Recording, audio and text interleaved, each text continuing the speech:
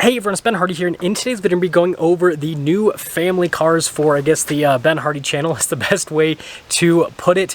But before we get into the details of these cars and why I chose these two specific vehicles, first and foremost, as always, if you want to save time and money the next time you purchase a car, link to my car buying guide in the description down below, and well, let's get right into it.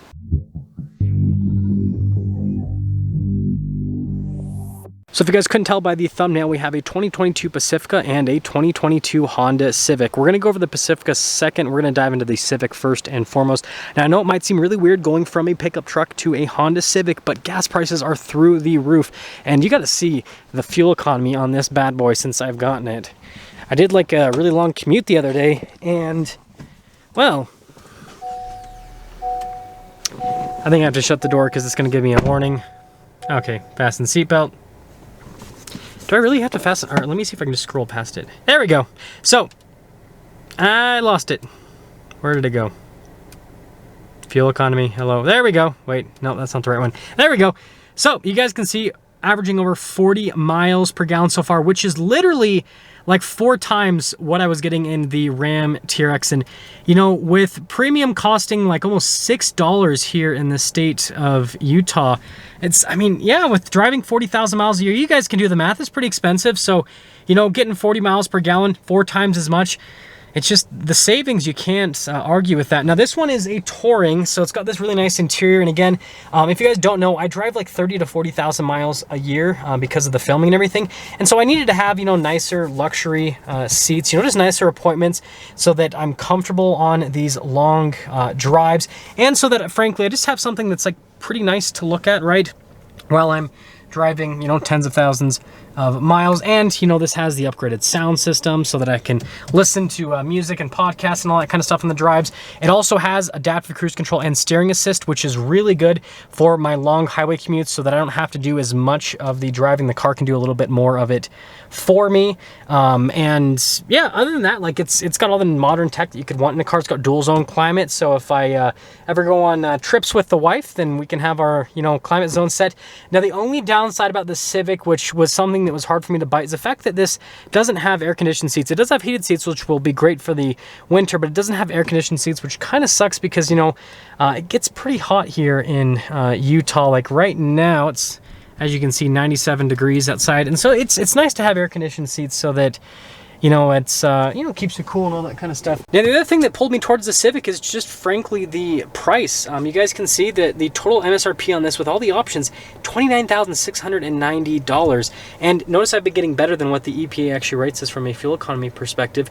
And so this is literally like a third of the price of the Ram TRX or Ford Raptor, pretty much. And being the Touring package, you guys can see we have the turbo 1.5 liter, which means that this actually has some like decent get up and go. Like it can actually, you know, pass people on the highway and all that kind of stuff. Like it gets really good fuel economy, but it doesn't feel slow on top of that. And if I really want to amp things up, I have a sport mode that I can go into that. You can see it's got a cool little graphic right there. And also I love how I have the brake lights. It's kind of like a weird feature of the Civic that I think is pretty cool. But I've been driving in econ mode, if you guys are wondering. But yeah, basically, like, this is just a really solid commuter car, and I can fit, you know, a car seat back there comfortably. But the Civic is not perfect, obviously. So one thing that's kind of annoyed me is the wireless phone charger has been kind of difficult to use, so I'm still trying to figure that whole situation out. And then on top of that, being a car, right? So like when I get out, I have to like step up. You're like standing up, and you kind of like drop into the car, which is not going to be ideal for like you know, car seat baby situation, because, you know, you don't want to like be dropping them into something. You kind of want to just be able to go straight across.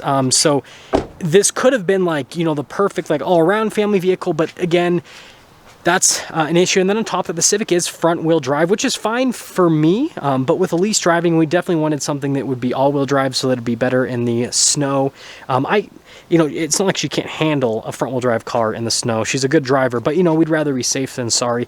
And then on top of that, if we want to go on family trips, like the Civic has decent storage space here in the back, but it's not massive, right? And, well, that's where the minivan comes into play. Now, like I said, this is a 2022 Pacifica, and this one has the S appearance package, which makes it look really cool and sporty because like everything's blacked out. And again, if I'm gonna be giving away my cool pickup trucks for a minivan, it's gotta at least be a cool looking minivan. And I think this fits pretty well, and this color too kind of adds to the sportiness. But minivans are king in terms of practicality. So first off, well, I'd like to show you guys, this is the all-wheel drive version, which again is important because again, the Civic is not all-wheel drive. But if I press this a couple times, well, this completely trumps the Civic in terms of storage space. So we've got all this space here in the back, and it pops up pretty high. And also, we can fold the seats down here into the rear area, which is great.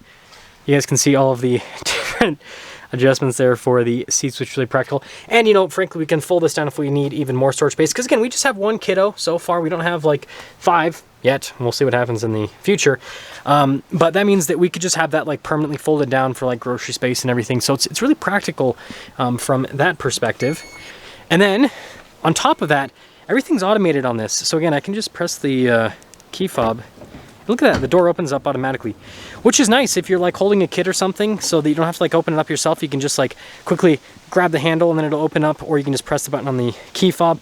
We'll go over the pricing in a second because minivans have gotten pretty expensive. But anyways, really nice seats. Now the reason that I picked out the limited package is these seats are gonna be easier to clean off in terms of you know, messes and everything, because cloth seats, they'll kind of stain pretty easy, whereas these, as long as you clean it on a regular basis, then it should be good. Now one thing I'm sad about is this just has cloth formats. I wish I had rubber ones. And next thing, like look at this. This is perfect loading for, because again, if you have a car seat here, you basically are just like straight across. You're not dropping the baby down, and then, you know, like a pickup truck, you're having to lift it up. So like this is, you know, perfect where you can just slide in.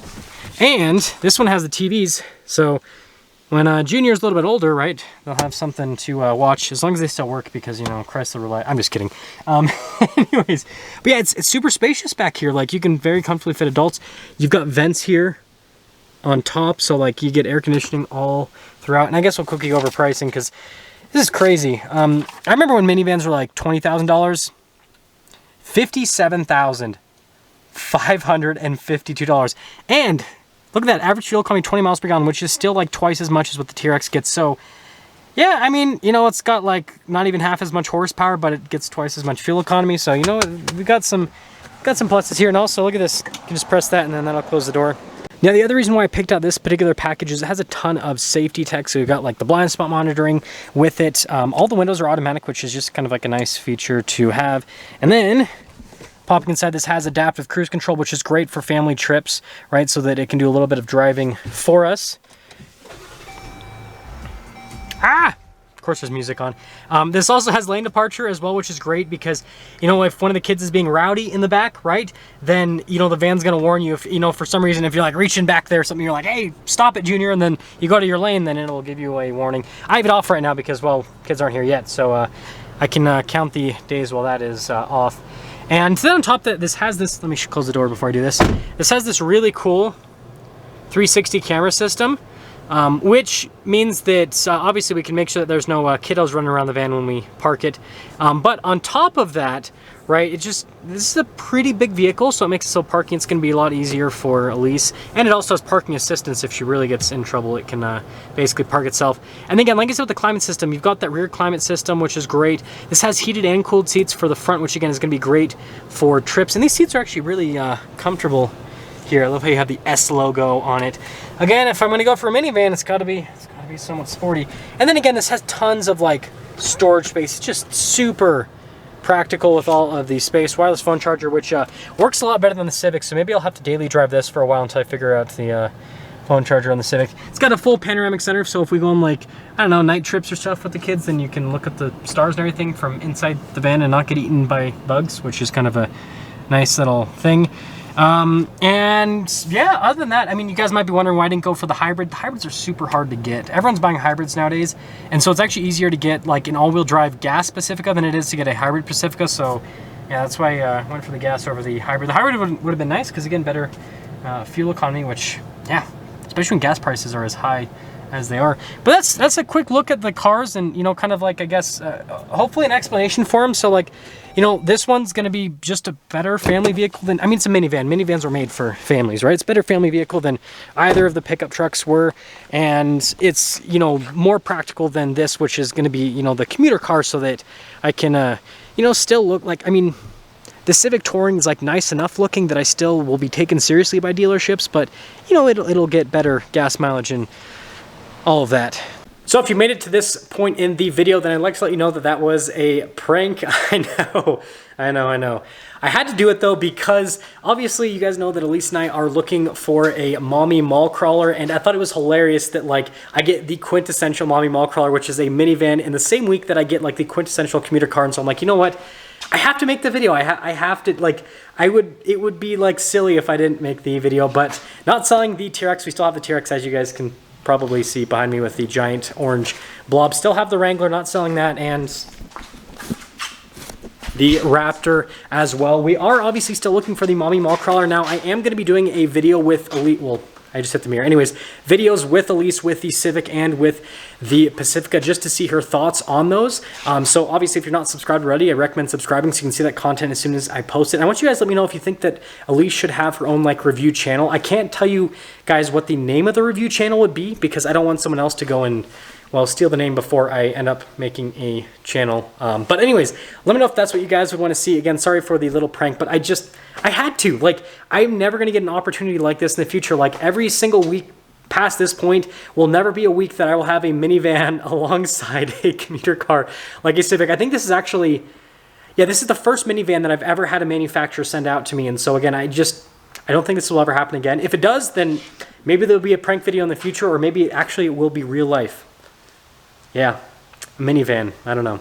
Anyways, I'll see you guys.